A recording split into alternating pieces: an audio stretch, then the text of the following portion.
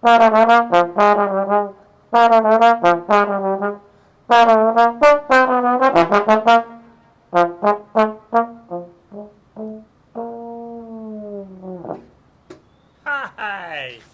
Welcome to Rooftop Trombone in the Age of COVID-19 version 3.0, and today is day number 18 of our third lockdown here where I am. My name is Don Bowyer. I am the Dean of the School of Arts at Sunway University. It's right over there, trust me.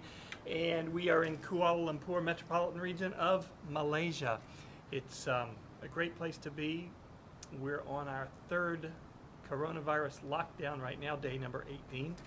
And as you may know, if you've stumbled onto this live stream, you may know that this is something I've been doing nightly in each of our lockdowns, 106 nights in a row back in lockdown number 1 starting last March, 70 days in a row in October, November into December, and now 18 days here in January and going into February in a couple days. Anyway, don't play for long. I don't talk for long. Well, sometimes I talk longer than I play. But anyway, it's something that I do to relieve my own frustrations, and I hope also help relieve some of yours if you're interested. Then I've tried to do a variety of things, and tonight, well, let me back up. During the second lockdown, October through December, I was experimenting with improvised trombone commentary related to poetry or images. And I wanted to do something like that again tonight for a very special poet. I know some of you are not Americans and maybe don't follow American news as much, and that's fine. I wish I didn't and wasn't sometimes. Anyway, I didn't say that. Anyway,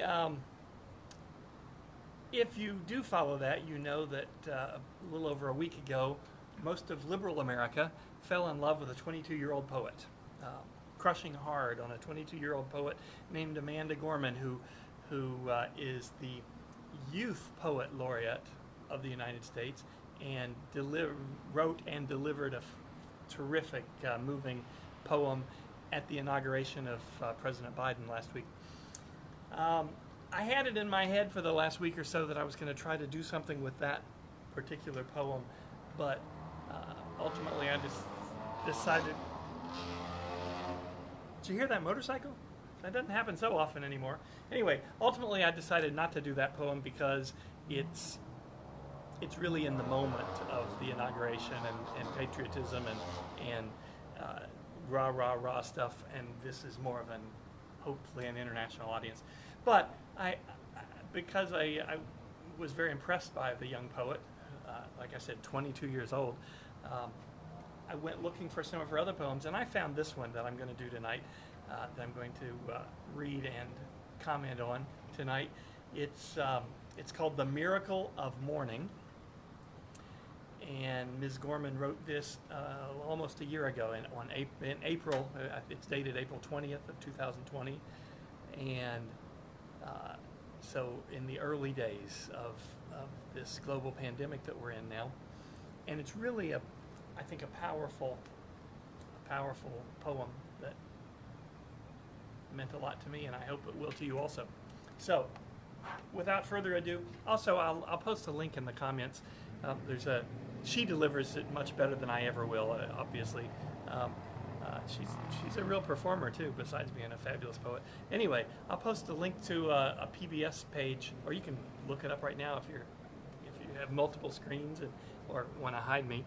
Anyway, I'll post a link to a PBS interview or story they had on her, and it includes a video of her reciting this poem, but it also includes the text of it if you want to read it. Because I'm not going to put it on the screen because it's not public domain, and I didn't want to create a Facebook page that has all of her poem on it. So I will read it to you, though. So, The Miracle of Morning by Amanda Gorman, 20th of April, 2020.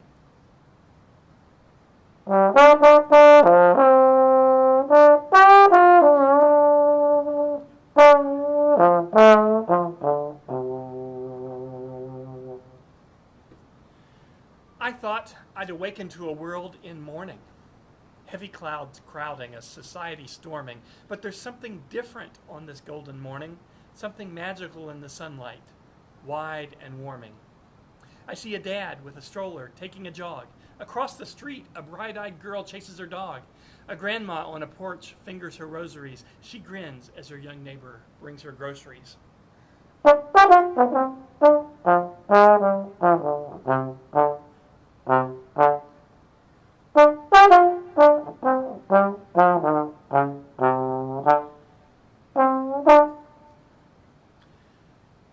While we might feel small, separate, and all alone, our people have never been more closely tethered.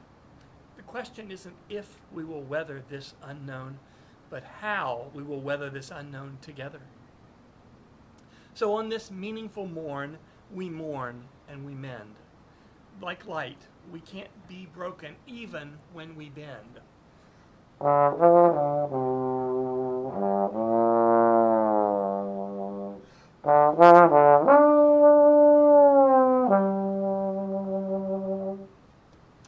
As one, we will defeat both despair and disease.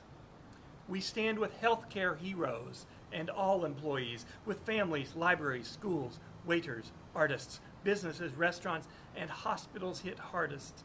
We ignite not in the light, but in lack thereof. For it is in loss that we truly learn to love. In this chaos, we must discover clarity. In suffering, we must find solidarity.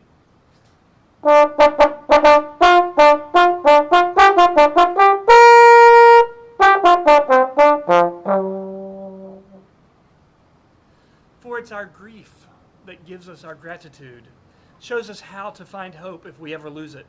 So ensure that this ache wasn't endured in vain. Do not ignore the pain.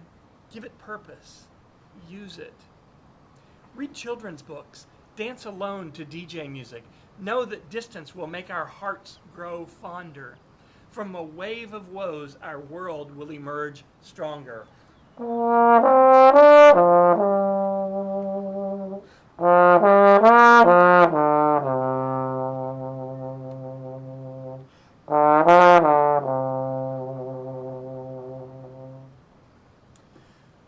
We'll observe how the burdens braved by humankind are also the moments that make us humans kind. Let every dawn find us courageous, brought closer, heeding the light before the fight is over. When this ends, we'll smile sweetly, finally seeing in testing times we became the best of beings.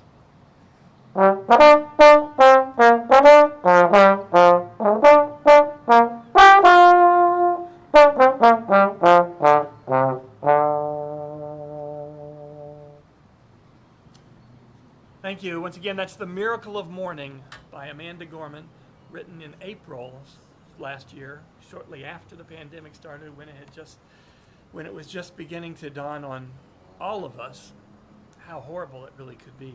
And of course, now we have another 8 months of